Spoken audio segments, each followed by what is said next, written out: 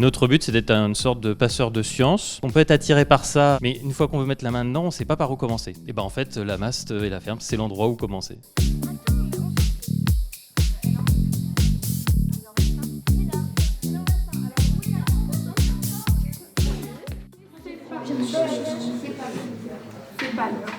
Aujourd'hui, le jeudi, on accueille une classe pour leur faire découvrir la thématique du récif corallien, à la fois grâce à notre Escape Box Wonder Lab qui présente des vrais spécimens et des activités scientifiques et artistiques pour compléter les apprentissages qui sont faits pendant le jeu.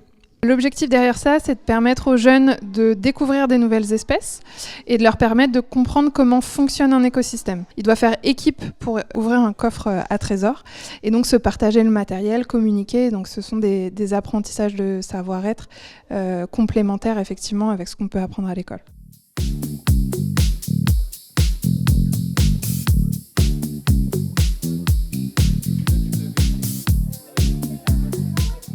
Donc, le fait de venir à la MAST, contrairement à ce qu'on peut avoir à l'école par exemple, c'est vraiment le cadre de la MAST où il y a tout ce matériel scientifique qu'on n'a pas forcément au sein des écoles. En termes d'apprentissage, c'est vrai que nous, les enseignants, le fait d'être accompagnés par une association comme aujourd'hui, les Passeurs de Curiosité, ça nous permet aussi de développer le capital savoir scientifique qu'on n'a pas forcément dans nos formations de base.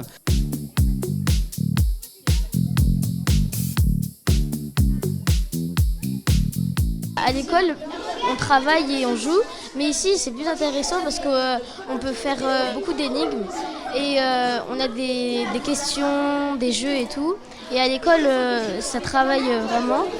Moi, je suis plus passionnée de géographie, mais là, ça m'a vraiment aidé à trouver que la science c'est vraiment incroyable.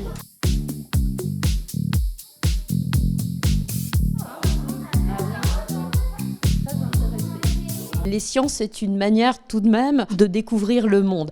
Et dans notre projet politique de la ville de Nogent-sur-Oise, il était important de développer des structures qui prolongent cette envie, cette appétence pour la science, mais qui le fassent d'une manière très très différente, dans un lieu en plus qui est dédié, avec en prolongement en plus une ferme pédagogique, du coup une découverte des animaux, de la nature. Donc on a toutes les infrastructures pour pouvoir prolonger l'éducation des enfants et leur faire découvrir un milieu qu'ils ne connaissent pas forcément.